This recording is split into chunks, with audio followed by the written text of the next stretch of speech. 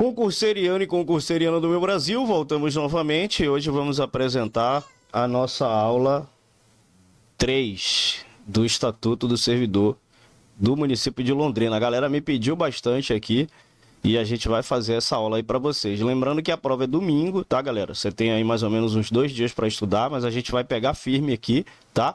O nosso material de apoio também está disponível aqui embaixo no link da descrição, beleza? É esse material que você está vendo aí mesmo, beleza? Então você tem acesso aí a questões comentadas e com gabarito, tá? Então você tem acesso aí a essas questões, ó. Tem 50 questões do Estatuto do Servidor, que é essa aula de hoje. Tem 60 questões aí da lei orgânica do município, tá? E tem 35 questões da lei de plano, cargos e carreiras, né? Então todas elas vêm comentadas, você pode comprar no combo ou pode comprar uma de cada vez, ok? Então vamos dar seguimento hoje, lembrando, ó, deixa o like aqui pro titio, tá? Deixa o likezão aqui pro titio, deixa também seu comentário se você quiser uma quarta aula, né? De repente até domingo dá pra colocar uma quarta aula. E também deixa a sua inscrição no canal, né? Para você receber as notificações quando a gente postar uma aula nova, beleza? Show de bola, então sem mais delongas vamos iniciar aqui. A gente vai falar hoje de vacância. O que significa vacância, galera? Sempre que você lembrar de vacância, você vai lembrar de algo vago. Tá? Vacância é o contrário de provimento, tá? Então, provimento é você prover um cargo e vacância é você deixar o cargo vago. Eu acho vacância um pouco mais fácil de gravar do que o ato de provimento, beleza? Então, a vacância do cargo público ela vai decorrer como? De exoneração. Não confundir exoneração, galera, com demissão. Exoneração é uma medida administrativa onde a administração ela vai tomar uma decisão referente a alguma coisa que você fez, né? É uma decisão administrativa. Demissão não, demissão é uma punição. Como é que você vai lembrar, né? Você não pode chegar na administração pública e falar, eu quero ser demitido, senão você está pedindo para ser punido, tomar uma chicotada nas costas, né? Então, mas qual é a diferença, assim, para você tirar de letra, né? A exoneração você pode pedir, a demissão não. A demissão é uma punição, né? Você está sendo punido por algum comportamento, porque o cargo público, ele não é vitalício, né? O cargo público, ele você é estável, mas não é vitalício. Tem coisas que você não pode fazer. Por exemplo, se você faltar 30 dias consecutivos sem justificativa, você é demitido. Se você, por exemplo, não entrar, né? Se você dá um soco no seu chefe, você é demitido, né? Não pode violar. Claro que dentro da administração você tem direito à ampla defesa, né? Você tem direito a se defender. Não, eu não agredi ele, eu só me defendi, enfim. Aí você pode se defender. Mas se for dado como, né, transitado e julgado a medida administrativa, você pode perder seu cargo, tá? Então, você sabe que demissão é uma punição e exoneração você pode solicitar, assim como a administração pode solicitar também. Você descendo aqui um pouco mais aqui abaixo, você vai ver aqui no parágrafo único que vai se dar a exoneração em dois motivos, né? A pedido, você pode pedir a exoneração e de ofício, ou seja, a administração pode solicitar a sua exoneração. Aí ele vai falar aqui, ó, quando se tratar, né, a pedido e de ofício. Aí de ofício, quando a administração solicitar. Quando se tratar de cargo em comissão, né, você pode solicitar mesmo um cargo comissionado. Quando não satisfeitas as condições do estágio probatório, né? Então, quando não satisfeitas as condições no estágio probatório, ou seja, você passa aquele período e se você não for aprovado no estágio, você é exonerado do cargo. E quando o servidor não entrar em exercício no prazo legal. Então, prestar atenção aqui que é quando não entrar em exercício, não é quando entrar em posse, tá? Então, qual é a sequência? Você primeiro vai ser nomeado, né? Você vai passar no concurso, você vai ser aprovado. Você vai ser nomeado, depois você vai assinar o seu termo de posse e logo em seguida você vai entrar em exercício. Então, se você não entrar em exercício no prazo legal, você é exonerado do cargo. Inclusive, também você pode ser exonerado se você não entrar, né, em posse no prazo também, que ele fala lá que o ato de nomeação vai ser invalidado. Então, automaticamente você vai ser exonerado também, tá? Mas para não confundir sua cabeça, leve isso aqui para a prova. O ato de vacância, né, deixar o cargo vago, é nesses três aqui, nesses dois aqui, a pedido e de ofício, quando a administração solicitar. Então, são só esses três aqui de ofício, tá? Beleza? Show. Voltando aqui, então, exoneração, por que é vacância? Porque quando você está sendo exonerado, você está deixando o cargo vago, né? Demissão é a mesma coisa. Se você for demitido, claro que para ser demitido precisa passar por um processo administrativo, né? De ampla defesa. Se você for culpado, então você é demitido. Promoção. Por que promoção é vacância? Porque, como eu falei, promoção é tanto de provimento quanto de vacância. Não sei se vocês lembram dessa aula. Então, você está aqui. Você está aqui embaixo. Você está aqui embaixo. Aí você subiu para cá, né? A grosso modo. Estou falando bem a grosso modo, né? Então,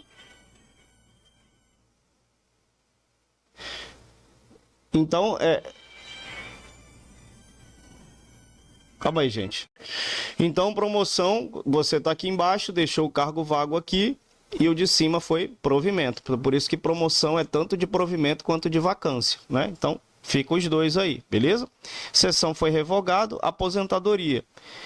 Você, quando se aposenta, né? Existe a aposentadoria compulsória, que é aquela que você é obrigado, se eu não me engano, aos 75 anos, né? Tem alguns estatutos que traz 70 anos, tem que ficar atento a isso, tá, galera?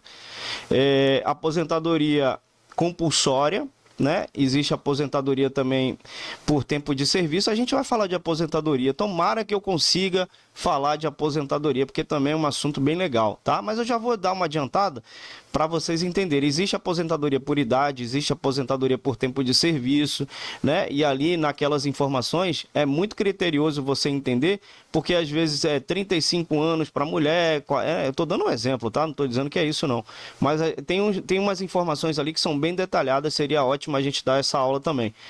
Se vocês puderem colocar no comentário aqui para eu falar sobre isso, seria interessante para eu poder lembrar depois. Beleza? Então, a aposentadoria é vacância por quê? Porque quando você está se aposentando, automaticamente, no momento que você se aposenta, né, por exemplo, compulsoriamente, aos 75 anos, automaticamente você já deixa o cargo vago. Falecimento, não tem nem o que falar, né? A pessoa vai falecer, vai deixar o cargo vago, beleza? Então, a vaga, ela ocorre na data do falecimento. A partir do momento que o funcionário faleceu, já fica vago aquela função ali, aquele cargo, tá? Imediatamente, aquela em que o servidor completar 70 anos de idade aqui, eu falei para vocês que ele fala 70, tá vendo? É 70, mas existe uma nova lei, né? Que fala que a aposentadoria é aos 75 anos. Mas assim, eu aconselho você a estudar com sabedoria, né? Eu sempre marco o que está escrito no estatuto, mas, né, tem gente que vai pensar fora da caixinha, enfim, né? Então, assim, estuda com sabedoria, tá, galera? Eu não vou falar nem para você seguir 70 anos, nem para você seguir 75. Eu vou falar para você ter sabedoria na hora de estudar. E da publicação do ato nos demais casos. Publicação do ato de exoneração, de demissão, enfim. No momento da publicação do ato, aí a vaga ocorre nessa data, beleza? A vacância do cargo em comissão, ela vai se dar nas hipóteses previstas no inciso 1, 5 e 6 do artigo 60, bem como a pedido do titular. Então, você, em cargo comissionado, pode pedir, né, você pode solicitar a sua exoneração, no caso, a vacância em cargos de comissão, né? Pode ser a pedido, você pode solicitar, em virtude de nomeação de um novo cargo em comissão. Então, se você for nomeado em um novo cargo de comissão, aquele cargo também vai ficar vago ali, né? A vacância vai acontecer também. Por deficiência física, mental ou limitação sensorial impactantes adquiridas no exercício da função, beleza? Adquiridas no exercício da função e não antes de exercer a função, tá?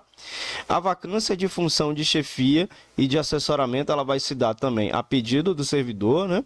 A critério da autoridade competente, ou seja, a critério, né, do prefeito, enfim. Quando o servidor designado não assumir o seu exercício dentro do prazo legal estabelecido, por disponibilidade, né? Disponibilidade é quando o servidor, o cargo dele foi extinto, ele fica ali em stand-by, né? E por exoneração, tá? Os cargos da função de chefia e assessoramento. Beleza?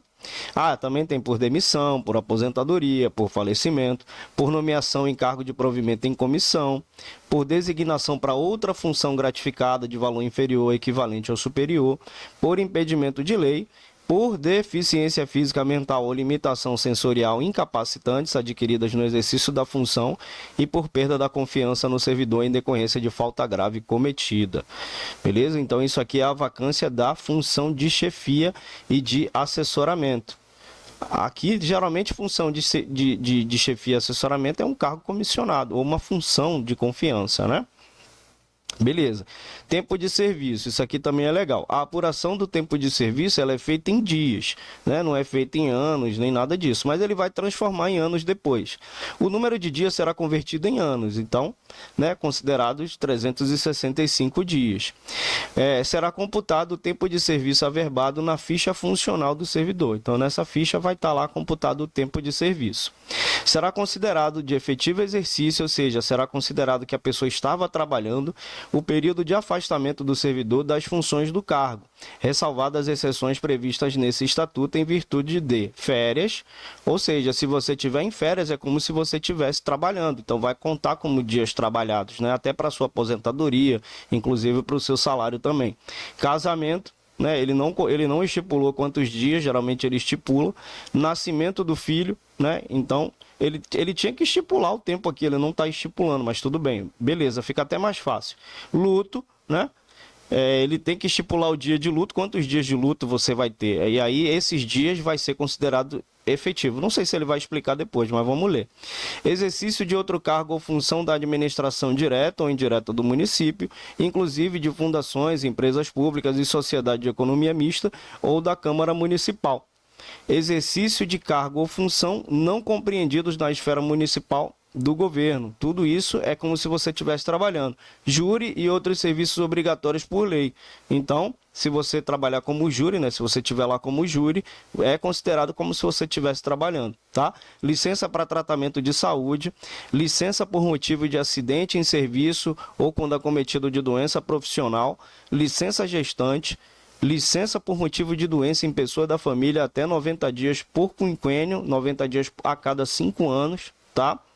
Licença para atender obrigações concernentes ao serviço militar, licença compulsória, licença prêmio, licença para tratar de assuntos particulares até 30 dias por quinquênio, até 30 dias a cada 5 anos, faltas abonadas, faltas não justificadas até 60 dias por quinquênio e representação classista. Então, tudo isso daqui é como se você tivesse em efetivo exercício. Lembrando que a gente, se puder, eu quero falar também sobre as licenças, porque as licenças vai explicar quantos dias, né, se vai ser remunerado, se não vai ser, enfim, a gente pode falar de licenças também, beleza? Para efeito de disponibilidade, computar-se-á integralmente o tempo de serviço público federal, estadual e municipal. Esse efeito de disponibilidade é quando o seu cargo ele fica extinto e aí você fica em casa, recebendo o salário, né? E aí você, em tempo de serviço, pode ser o serviço federal, estadual ou municipal. O período de serviço ativo nas Forças Armadas, contando-se em dobro o tempo correspondente a operações de guerra de que o servidor tenha efetivamente participado.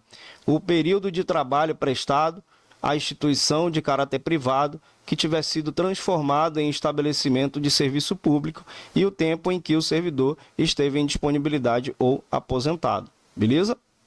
Então vai computar-se integralmente, ok? Show. Vamos falar da estabilidade aqui, isso aqui também é um assunto bem legal. São estáveis após 3 anos de efetivo exercício. Então, assim, né? Eu acho que o estágio probatório está ligado à sua estabilidade. Porque quando você entra no estágio probatório, você tem que passar 3 anos para depois você ganhar a estabilidade. Então, eu acho isso aqui uma redundância, digamos assim, né? Ele fala que são estáveis após 3 anos de efetivo exercício. Então, a partir do momento que você entrou em exercício, entrou no estágio probatório, foi aprovado no estágio probatório, depois disso você ganha estabilidade. Você não precisa trabalhar mais 3 anos, né? Senão seriam 6 anos. Então, esses 3 anos de estágio probatório, ele já está contando aqui, né, como efetivo exercício. Então, os servidores nomeados em virtude de concurso público. Então, só ganha estabilidade quem foi aprovado em concurso público, tá? O servidor estável, ele só perde o cargo quando? Olha só, isso aqui é importantíssimo também, ó. Em virtude de sentença transitada e julgado. Tiago, o que é virtude de sentença transitada e julgado? É quando não cabe mais recurso. Então, não tem mais o que correr, não tem mais para onde correr. Então, foi transitado e julgado, ou você foi absolvido ou você foi culpado, né? Então, você só perde o cargo se uma sentença judicial foi transitada e julgado. Se ela foi transitada e julgado que você teve culpa, tudo bem. Se ela foi transitada e julgado que você não teve culpa, você não perde o cargo, claro, né? Mediante processo administrativo e que seja assegurada ampla defesa, lembra do processo administrativo que a gente fala sempre, né? Na administração pública você não perde o emprego, você não perde sua função de forma arbitrária, né? Vai ser averiguado o caso, vai ser analisado para depois, vai ouvir as duas partes para depois você ser demitido ou não, ou tomar alguma repreensão, enfim. Então, existe um processo administrativo interno, tá? Então, se você tiver esse processo administrativo e você teve direito à ampla defesa e foi constatado lá que você agrediu seu chefe, você vai ser demitido. Então, nesse caso, você é estável, mas pode perder o cargo, tá? Mediante processo de avaliação periódica de desempenho assegurada ampla defesa e na forma do artigo 169, parágrafo 4 da Constituição Federal. Beleza? Então, sugiro que você dê uma lida aqui depois nesse artigo 169, parágrafo 4. Então, invalidada por sentença judicial, a demissão do servidor estável ou a exoneração do servidor em estágio probatório, será ele reintegrado a eventual ocupante da vaga reconduzido ao cargo de origem sem direito à indenização, aproveitado em outro cargo ou posto em disponibilidade. Então, a partir do momento que se for invalidado, né, a demissão, se for invalidada a demissão, ou se o servidor for exonerado, né, do estágio probatório, ele vai ser reintegrado. Existem estatutos que a reintegração, o servidor tem direito à indenização. No caso aqui, né, se confunde muito com indenização e receber o retroativo do salário, né? Aí vocês encaram como vocês desejar. O servidor, quando ele está respondendo algum processo criminal, ele responde fora do cargo. Então ele fica sem receber. E quando ele ganha a causa, ele volta e recebe todo o retroativo. Quando ele é reintegrado, ele recebe todo o retroativo. Até aqui ele está dizendo sem indenização. Eu encaro essa retroatividade do salário como uma indenização, né? Mas fica a seu critério. Você leva o que está aqui, você leva para a prova. Então é sem direito à indenização, não é com indenização, tá? Beleza. Deixa eu passar aqui um pouco, porque tem coisas aqui que são legais. Deixa eu ver aqui. Das licenças que eu falei que ia falar. Vamos falar agora nessa aula, que a gente já aproveita aqui essa aula. Então, das licenças. Então, vai se conceder licença ao servidor como? Licença para tratamento de saúde, para tratamento da própria saúde e por acidente de serviço. Deixa eu ver se tem explicando aqui. Tem. Então, beleza. Aqui, na seção 2, é logo abaixo aqui. Você pode acompanhar junto com o material, tá? Com o material da lei. Será concedida ao servidor licença para tratamento de saúde a pedido ou de ofício, né? Ou seja, ele pode pedir, como a administração pode solicitar. De repente o cara está internado, não consegue entrar em contato com a administração, ela mesma solicita a licença, beleza? Com base em perícia, sem prejuízo da remuneração a que fizer jus. Então, ó, a licença para tratamento de saúde é sem prejuízo da remuneração. Observe que algumas licenças você vai receber, acho que tem algumas licenças que você não recebe, tem outras licenças que você recebe, acho que metade, enfim, vamos chegar lá. Beleza, então, ó, as perícias serão efetuadas com a presença do servidor ou com o acompanhamento desse em tempo real pelos meios tecnológicos disponíveis e aceitáveis. Essa parte aqui eu sugiro que você dê uma lida, porque geralmente a banca ela solicita só o início aqui da lei, tá? Mas é bom que você faça uma leitura completa do estatuto para que você consiga absorver tranquilamente, beleza? Aí aqui a gente vai falar, ó, licença compulsória, ou seja, compulsória significa licença obrigatória, né? Que você é obrigado a tirar a licença. Mas vamos ver aqui se tem. Deixa eu ver se tem explicando aqui.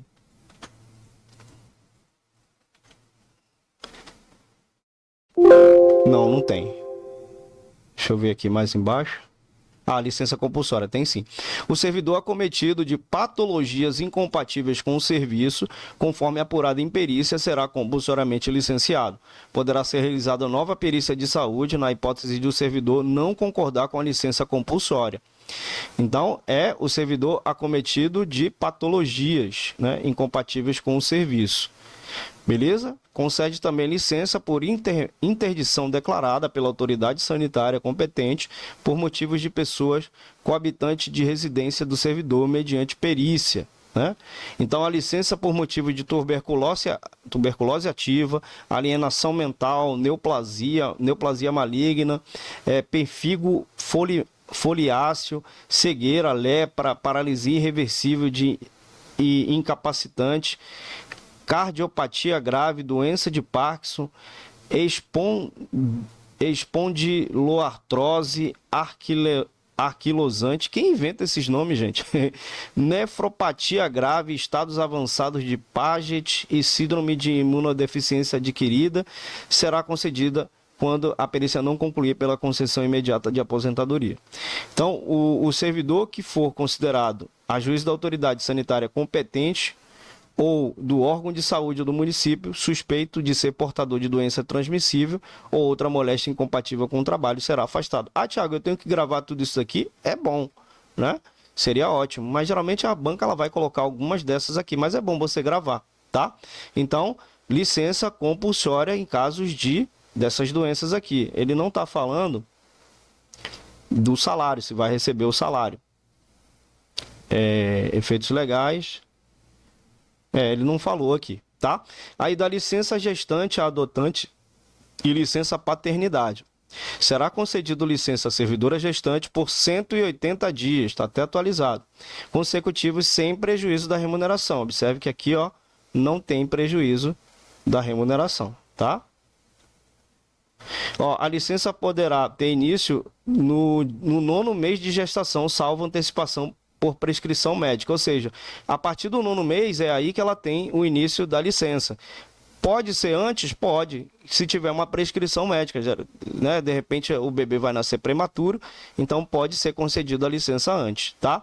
No caso de nascimento prematuro, a licença terá início a partir do parto. No caso de nani morto, comprovado por certidão de óbito, a servidora terá direito a 120 dias de repouso remunerado, sem necessidade de perícia, beleza? No caso de aborto, atestado por perícia, a servidora terá direito a 30 dias de repouso remunerado. Então, todos os repousos aqui da gestante são remunerados. Aqui, ó, pelo nascimento ou adoção do filho, o servidor terá direito à licença paternidade por 5 dias consecutivos. Grave essa informação na sua mente.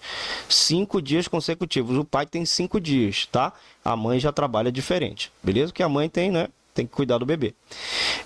Para amamentar o próprio filho até a idade de 6 meses, a servidora terá direito durante a jornada de trabalho, 1 hora, que poderá ser parcelado em 2 períodos de meia hora. Beleza? Então, a servidora que adotar, eu estou pulando aqui alguns artigos, tá? O estudo ele é bem dinâmico, tá, galera? Você pode ir fazendo a leitura normalmente. A servidora que adotar ou obtiver guarda judicial de criança de 12 anos de idade incompletos, serão concedidos 180 dias de licença remunerada para assistência da criança. Beleza? Aí a gente vai falar aqui, ó, da licença para atender obrigações concernentes ao serviço militar. Então, ao servidor que for convocado para o serviço militar, será concedido licença sem remuneração. Observe que é sem remuneração. Então, grave essas informações porque elas são importantes. A licença será concedida à vista do documento oficial que comprove a incorporação. Então, isso aqui é muito tranquilo, né? O servidor desincorporado será concedido o prazo de 30 dias para que reassuma o exercício do cargo. Então, se o servidor for desincorporado das Forças Armadas, ele tem um prazo de 30 dias para reassumir o cargo que ele está. Tá? Que ele estava antes, né? Porque ele entrou em licença para atender obrigações militares, beleza? Aí tem a licença para atividade política. Então, o servidor ele terá direito sem remuneração. Grave isso, grife, faça suas marcações e grave isso porque isso aqui a banca pega muito, tá? Durante o período entre a sua escolha em convenção partidária, ou seja, entre a escolha dele do partido político, como candidato a cargo eletivo e a véspera do registro de sua candidatura perante a Justiça Eleitoral. Toda pessoa que vai se eleger tem que se cadastrar perante a Justiça Eleitoral, tá? Para cargo eletivo. Beleza? A partir do registro da candidatura e até o dia seguinte ao da eleição, o servidor fará jus à licença como se em efetivo exercício tivesse, tá? Sem prejuízo de sua remuneração. Beleza? Aqui ele já está falando outra parte. Aqui está sem remuneração e aqui está sem prejuízo. Por quê? Porque quando o servidor, até o dia seguinte da eleição, o servidor fará jus à licença, como se em efetivo exercício tivesse, sem prejuízo da sua remuneração, mediante comunicação por escrito de afastamento. Aqui em cima é se o servidor, né, sem remuneração, é quando ele tiver entre o período de escolha ali do partido, né, do cadastramento da Justiça Eleitoral, é esse período que ele não vai ser remunerado, beleza?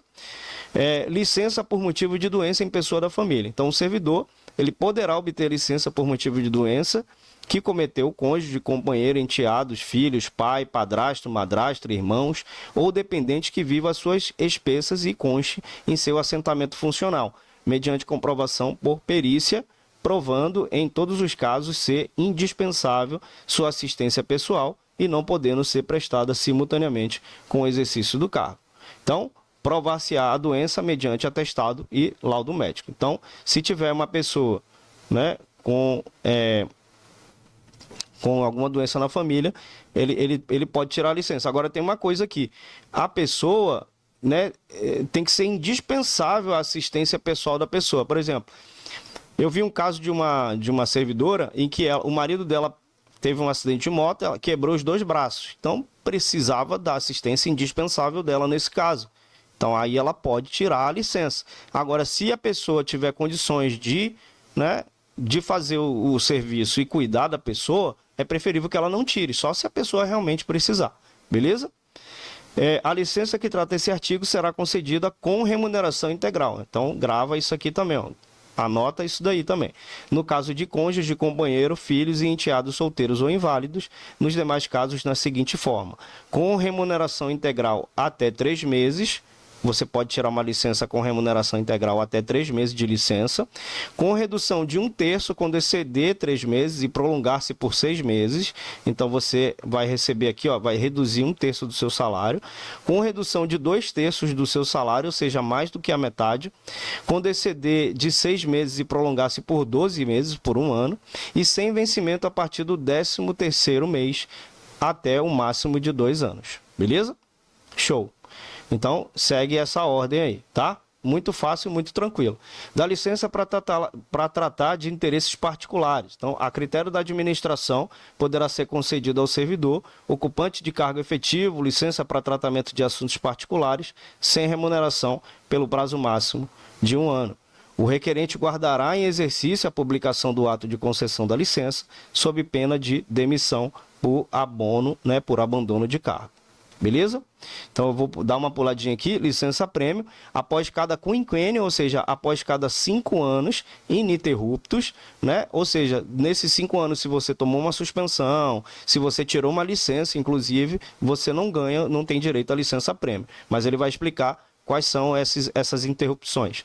Após 5 anos ininterruptos de exercício no município, o servidor ocupante de cargo de provimento efetivo, ou seja, não entra o cargo comissionado, fará jus a 3 meses de licença-prêmio com a remuneração do cargo. Tá? com a remuneração. Não se concede licença-prêmio ao servidor no período aquisitivo, nos 5 anos, né? Sofrer penalidade disciplinar de suspensão. Então, se você tomar uma suspensão nesse período de 5 anos, já não tem mais direito. É 5 anos ininterruptos. Afastar-se do cargo em virtude de licença por motivo de doença em pessoa da família sem remuneração. Então, se você se afastar por motivo de doença em pessoa da família sem remuneração, já interrompeu, tá? Licença para tratar de interesses particulares, à exceção do previsto no artigo 15 do artigo 65 dessa lei. Beleza? As faltas injustificadas ao serviço retardarão a concessão de licença previstas nesse artigo, na proporção de 1 mês para cada falta. Ok? E aí a gente chega aqui, licença para desempenho de mandato classista.